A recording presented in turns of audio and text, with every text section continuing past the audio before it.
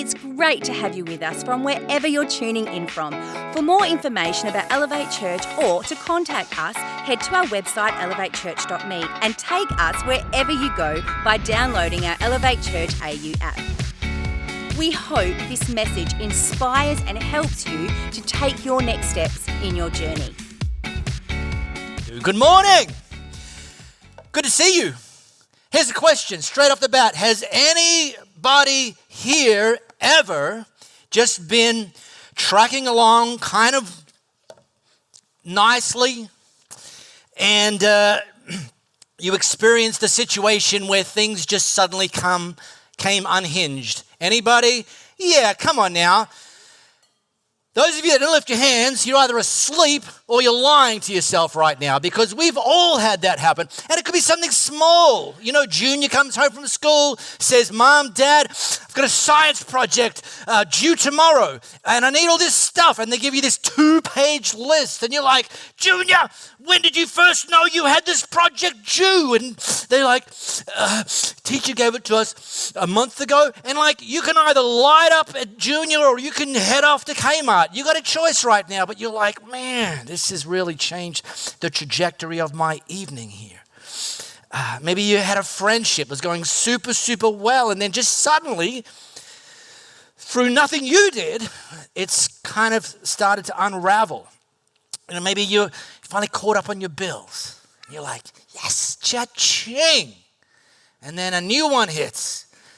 You're driving along and your check engine light comes on. And you're like, damn you, check engine light.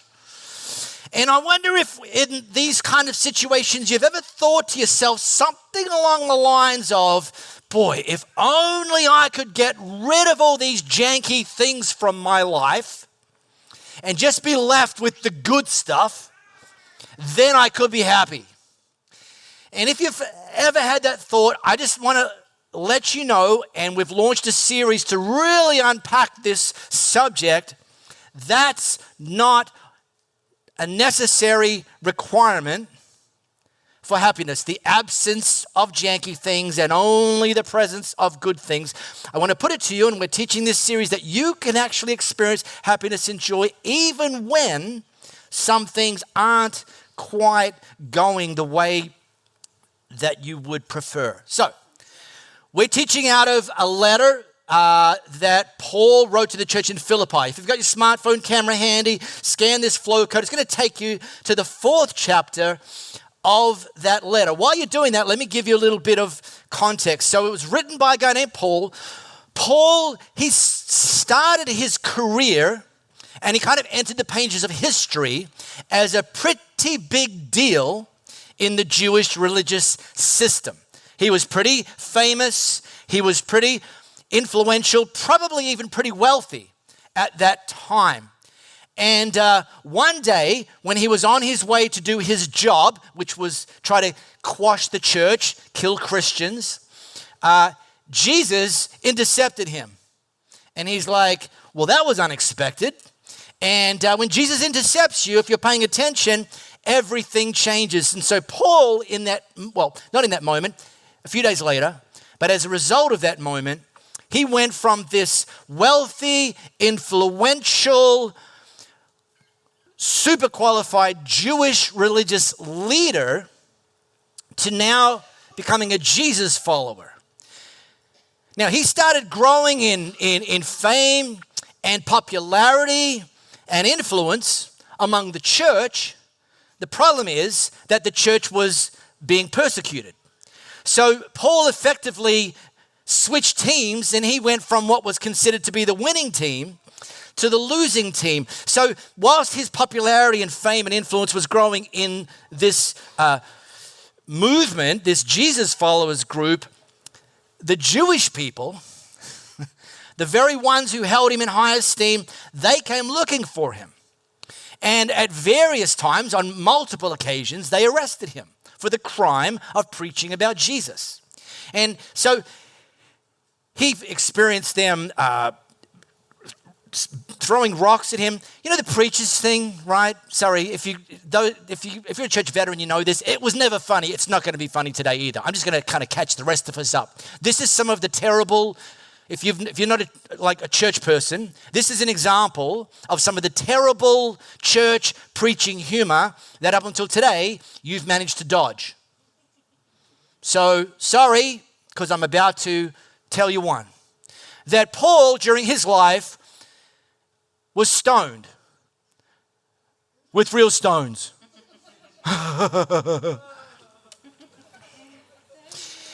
Oh, I know. One of the group of religious leaders were called Sadducees. You know what they were called Sadducees? Because they were Sadducee. Great, really? No. Okay, who's on team great? Who's on team move on, Mark? Yeah, I'm on team move on, Mark, and I'm moving on. I got the microphone. Unfortunately, I do have plenty more where they came from, Reese. So, jeebus creepers. We probably need to edit that from the podcast. But he'd found himself shipwrecked. He found himself slandered. And oftentimes by people that used to be his colleagues. And so he wrote this letter. In fact, the very beginning of this letter, he acknowledged, I'm currently under arrest. I'm in chains. And he wrote this letter to the church in Philippi. Now, this letter is the most popular letter in the new part of the Bible, and it's kind of been nicknamed the letter of joy. It's like, well, that's great. But understand, Paul wrote the letter of joy in prison. He was not living in a situation where he had no janky circumstances going for him. In fact, things were super, super janky, and he wrote this letter of joy. And he wrote to this church, I know you've always been concerned for me, but you didn't have the chance to help me. Meaning, Paul's in prison, what can we do? What can we do? And they couldn't figure out anything that they could do. They didn't have a chance to help me. But look, now this is not what people in prison normally say. Not that I was ever in need. What? For I have learned how to be content with whatever I have. I know how to live on almost nothing or with everything. I've learned the secret of living in every situation, whether it's with a full stomach or empty, with plenty or little, for I can do everything through Christ who gives me strength. Now, that last one, if you're a church veteran, that's the one we love to quote. That's the one we love to declare. That's the one on the t-shirt. That's the one on the bumper sticker. That's the one on the fridge magnet. Yeah, I can do everything. Which, by the way, is not true. You can't play tennis like Roger Federer. But anyway, we'll talk about that another time. He's now writing about the fact that he's in prison, but what he's actually talking about is the secret to contentment, to living content. Now, a few things. First of all, he's using the word learned twice. In other words, this isn't a truth that we're born with. This isn't a truth that our current culture points us to. This is a secret. I've learned the secret. I've gone on a journey. I've explored this. I've road tested it with myself because I was once stoned with Anyway, but he learned. We've actually got to look at our circumstances, especially the janky ones. But by the way, Paul also said, I've had some great stuff in my time, and I'm happy to go with the great stuff again. But in the things, whether it's great or bad, little or much, full stomach or empty stomach, I've learned that in every situation, I can do everything through Christ who gives me strength. He didn't say that the secret is more great deals on Amazon Prime days. He didn't say that the secret is more overseas vacations. He didn't say that the secret is just another pair of shoes away.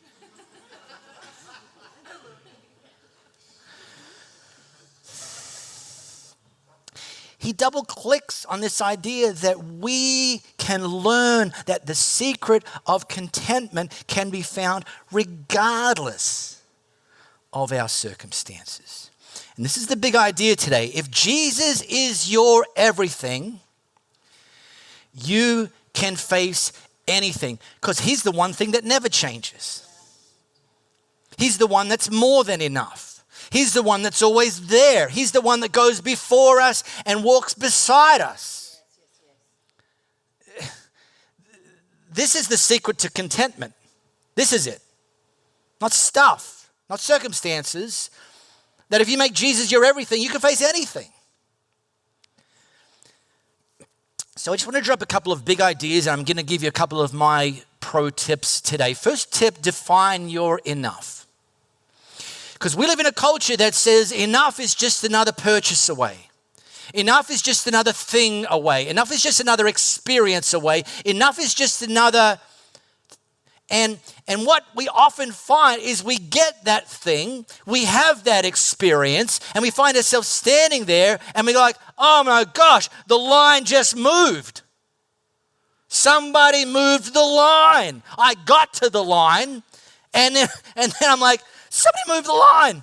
And so then we strive to get back up to the line, and we get there, we're like, someone moved the line again.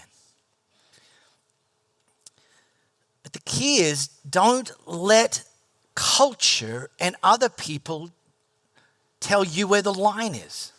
Define your enough. Here's a question. Who's the most content? The person with 12 children or the person with $1 million? Yeah, some of you look at me like, this is definitely a trick question. Or if ever there was a setup, this is it. Well, the answer is clearly the person with 12 children, because they have enough. They're not waking up every morning saying, if only we could get some more. They're trying to figure out ways to thin the herd a little bit. Whereas the guy with $1 million, he's just thinking about, how can I get another $1 million? And that's the thing. If you don't define your enough, then your friends and marketing professionals and social media and the prevailing culture will try to define it for you. And then you'll become a slave to the pull of more. And never feel like you have enough. And because you don't feel like you have enough, you won't be content. Now, Paul's not against more. He went full disclosure. He said, I've had a full stomach. I mean, thanks God. Great, delicious. Pass the napkin. But he said, but then I've also had an empty stomach, and I've been content in both situations. He says, I've had plenty and I've had very little, and I've been content in both. So Paul's not against more. God's not against more. The big idea is, don't think that the only way that you're going to experience contentment is if you experience more. And until that day, you just have to put up with being miserable. So I want to just show you a little bit of something. If I just slice and dice these two, and they're not like competitors. Let's throw the next slide up there. They're not competitors, and they are a little bit nuanced. And I'm going to try to unpack this. I'm not putting this up there to confuse you. But this is what I've been talking about to now, the myth of more. We live in a culture that does tell us if you have more, do more, and be more, then you will be happier. And again, you might be a little bit happier. Right now, we have a mortgage. If you would like to give us the money to eliminate our mortgage, we would now have more and we would pay off our mortgage. I actually would feel a little bit happier. So would you. RBA, irrelevant. Right? So this isn't all bad, but if that's your singular thing that you place your hope in, you're never going to experience contentment. Then there's this kingdom contrast. And this is the gift of enough. And this is what God speaks over your life. That if Jesus is your everything, you have enough. Because Jesus has forgiven you, extended you unconditional love and grace that you couldn't earn, but he didn't ask you to earn it, then to have that relationship with Jesus that makes contentment possible, you've already done enough to be at that place. And then he gives you a new identity. You become a new creation. You're no longer what those people have said about you. You no longer those experiences that you had that used to define you. We get to be a person that with Jesus, I am enough. We don't have to strive. We don't have to compete. We don't have to. Sounds good, right? It's a gift. The stuff on this side, you've got to earn that. The stuff on that side, it's a gift. You just have to accept it. Hello. It's a cheat code.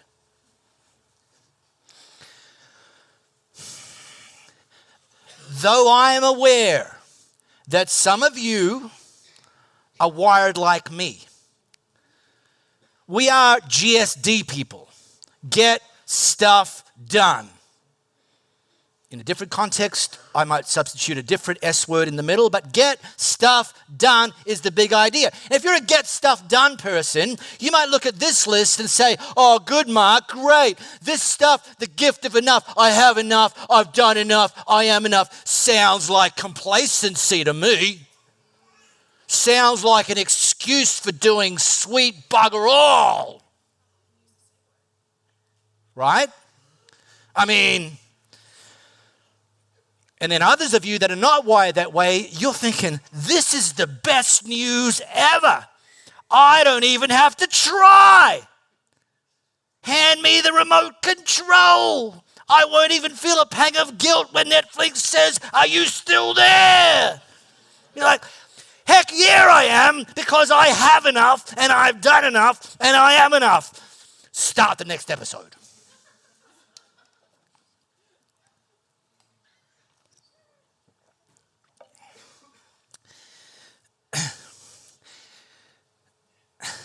So the former, the GSD people, let me get you back on side.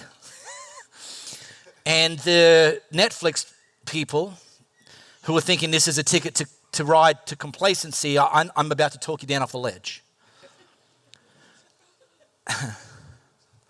See, one of the traps of the myth of more is it often, not exclusively, but it often the focus is you. I need to have more for me. I need to do more for me. I need to be more for my plans and purposes. But if you could actually reorient that goal, the myth of more, and reorient it and actually retitle it the pathway to more effectiveness, and actually start to use that type of emphasis for an other person focused, then this becomes vitally important. A superpower. How can I have more to serve more? How can I have more to give more? How can I have more to be more effective? How can I have more so that I start to live out of the overflow of my life, not feel like I'm always reaching for the bottom of the barrel, just hoping to make it through the day? Do more to impact the lives of the people around me. Be more so that I can actually have a greater capacity to do the sorts of things that God's calling me to. So this isn't actually a prescription for complacency.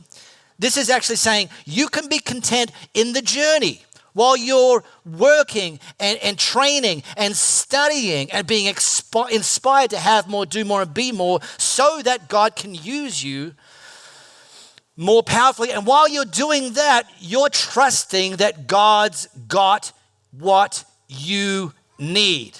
That he's not going to run out, that he's not going to hold back, that he's not going to do a coin toss, whether you get it or someone else gets it. He's not going to wait until you've jumped through 25 hoops with a carrot that's been dangling out the whole way, and oh great, now you can have a bit of the carrot, or actually no, move the carrot, there's another hoop. And you trust that while you're saying, God, grow me and allow me to actually be more effective for others, that he is the one that's taking place. And then it's like, I'm content because I trust that God's got this. If Jesus is your everything, you can face anything. So let me give you a simple piece of homework, and I'm just going to drop one more big idea at the end. All right? Here's the homework, and here's my promise to you, all right? In fact, I'm going to give you this homework, and I'm going to personally give you a money back guarantee. Now, you have to first give me some money, but a money back guarantee, all right? Look, I've never, ever given a money back guarantee in 14 years preaching here. Today's the day, people. Here's the homework. In fact, it's a money back guarantee that if you do this homework that I'm about to prescribe for you, you will find your level of joy and contentment increase immediately. So if you're like, yeah, I'm all about the instant gratification, I find 2-minute noodles an incredibly long waste of time. How about some 1-minute noodles, people? So I'm going to give you, if you do this homework, money back guarantee that it will instantly, no lag, increase your joy and contentment. Interested? And I do this. So this is like, I know it works. Otherwise, why would I'm smoking what I'm selling right now, okay? Okay. Go home and make a list of things that bring you joy. But it comes with one qualification. They've got to be things that are already within your reach. Okay? So if your bank account's empty, do not put overseas vacation with extended time on cruise ship on this list. That goes on another list. That's the later list. I'm talking about the today list. I'm talking about the stuff that's already within reach. Go home and make your list. Okay? Let me give you some of the things. I've been doing this for years. I learned it years ago. Let me give you some of the things that are on my list. Things that bring me joy that are literally within reach every single day. I might not grab them, but they're there if I want to. And I'll come back to that. Developing my urban farm. I have an urban farm. Fruit trees, nut trees, vegetables, chickens, compost, worm farms. I've got an urban farm, and I absolutely love developing Marco's urban farm. I love riding my bicycle. When I ride my bicycle, I find joy. Barbecuing, hello? Slow-cooked barbecue. My house is not vegan friendly, it's vegan hostile. I love barbecuing. An animal was absolutely killed in the making of this lunch. I love making and drinking good coffee. One of my more recent things I've started to do that's accessible, that brings me great joy, I've been doing this just for the last 12 months. 12 months ago, I became a lawn dad. Hello. Now, I had lawn before, but I'd neglected it. So I'm not a very good lawn dad. But now I put an embarrassingly large amount of my YouTube clip watching, my fortnightly pay packet, and my sweat equity into being a lawn dad. But it brings me joy. Now, look, I love myself a good overseas holiday. Don't mind a nice trip down south, as we say in Western Australia, down south. But I'm talking about every day. I'm talking about right now, within reach, make a list, okay? That's step number 1 of things that are already within reach. And then do one every day. Because what you will discover is you have just leveled up your contentment with something that already exists in your life. And do that every day and rotate them. Or do 2 if you want to be super indulgent. Woo, big day today, doing 2 things that bring me joy. Woo, wow, slow your roll, pal.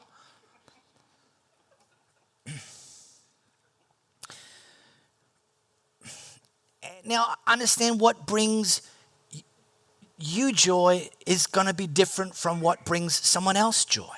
This is why I say it's your list. You don't even have to justify it. Maybe to your spouse, but like, why are you spending so much on lawn care products? Damn it, I got busted.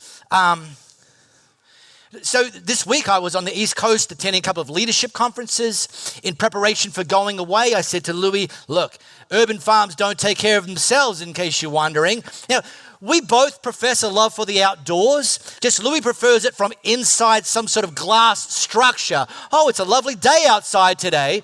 I said, sweetheart, I need you to look after my urban farm while I'm away. You're going to actually have to go outside. Well, but the divorce papers were nearly filed in that minute.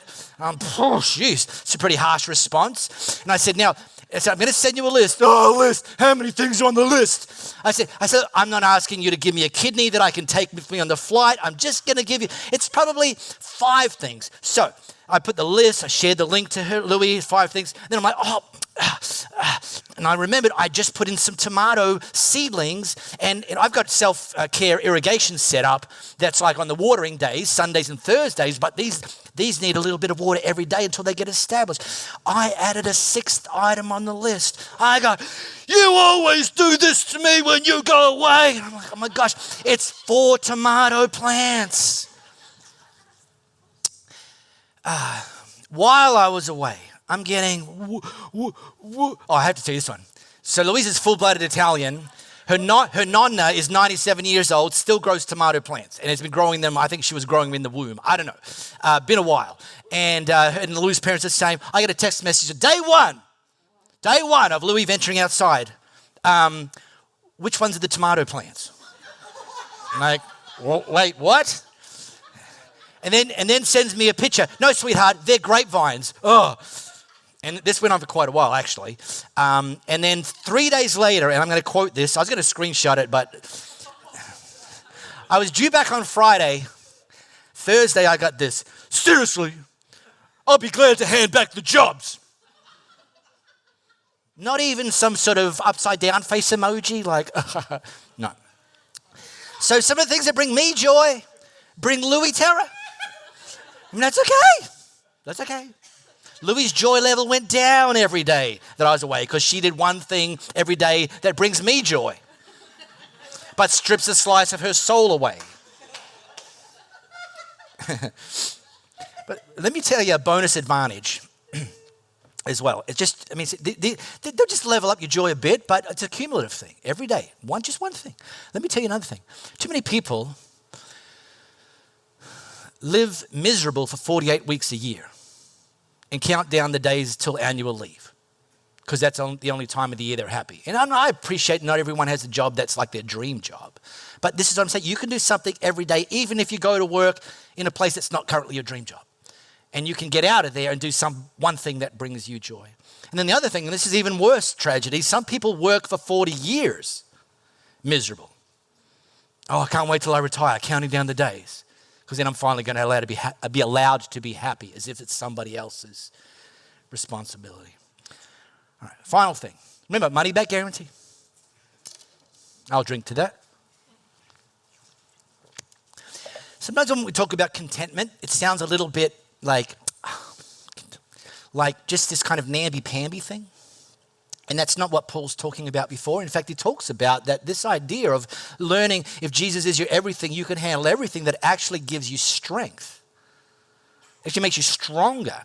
Then when you do have the empty stomach or the criticism or the things coming against you, that you can actually have growing strength in those situations. Learning you can do everything through Christ who gives me strength. The secret here is that we look to Jesus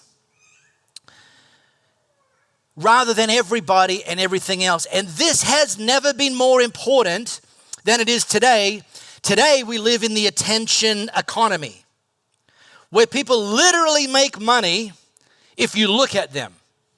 They call themselves digital content creators. No, they're not digital content creators. They're people that stand on a beach in Bali and have someone take a photo of them, and if they're sexy enough, some people like them, and some bozos hand them money. And it's like a competition for your eyeballs, for your attention. And I'm not going to dunk on that because it's optional to look at that stuff or not. I'm also not going to dunk on it because actually some of the things that people are doing and then they post them online, whether that's YouTube's or Instagram, whatever, actually you can find as a source of inspiration. If that's something you feel God calling you to. It's like they're giving you an example of what's actually possible. You can be inspired. You can learn from them.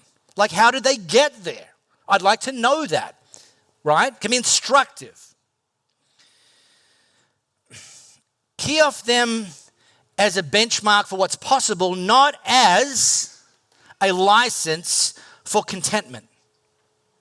Because the problem is, if you look at those people who are further ahead of you and doing what you might want to do and you're not, that it can steal your joy because you key off them as a reminder of what you don't yet have or haven't yet done or can't quite get off the ground in the way that they've done. So don't be looking for these people as reasons to steal your joy. And by the way, it can even happen with just the people in your sphere, not the people on the other side of the screen. Someone gets the promotion that you were waiting for, and you find yourself thinking, oh, must be nice. Someone goes on the overseas vacation that you've been saving for, but your check engine light keeps coming on. Oh, must be nice. Nice to be them, sucks to be me. And you can find your joy and contentment level decreasing. Here's how I hack that. When somebody, especially people in my sphere, when I observe that God's doing something great in their lives, I celebrate it. And I don't just celebrate it with feel-good sensations. You'll hear from me. I'll message you. Man, how brilliant is that? Well done on the promotion. I'm so excited for you. That's great to see that God's working in your life that way. You paid off your mortgage. Brilliant. I had that story told to me this week. One of my buddies from Perth, we met up in the Gold Coast. That's how it goes these days sometimes. He tells me that he paid off his mortgage. I'm like, that's amazing. I had the number in my head of what we've got left, but I'm like, no, awesome. Great. And you know why? I find it easy to celebrate when God's doing great things in other people's lives. You want to know why? Because I serve the same God. And as well as giving them affirmation, I find myself wondering, maybe I'm next. I've just seen a working example in my sphere of what's possible, made possible by the same God that I serve. Now, I don't give them affirmation and say, I'd better be next. I said, it must be nice if I was next. But I'm reminded that I serve and follow the same God. If Jesus is your everything, you can handle anything. These people aren't your competition. God's not going to run out. He's not, well, I'm going to bless Kaylee, but because he's blessed Kaylee, there's less for Marco. No, he's the God of more than enough. Blesses Kaylee, and I'm like, I might be next. Awesome. Position yourself for that. And you actually feel contentment, not competition, in that moment. All right, I'm done. This is my 5th coffee. I'm very done. We really hope you got a lot out of this message. If you live in the Perth area, we'd love for you to join one of our live experiences. For times and directions, as well as information, head to our website, elevatechurch.me. For those of you beyond the Perth area, we'd love for you to connect with our online experience, which premieres every Sunday via YouTube and Facebook Live, and on demand immediately after. And to partner with us to reach more people by giving financially, head to our website, elevatechurch.me, and also download our Elevate Church AU app.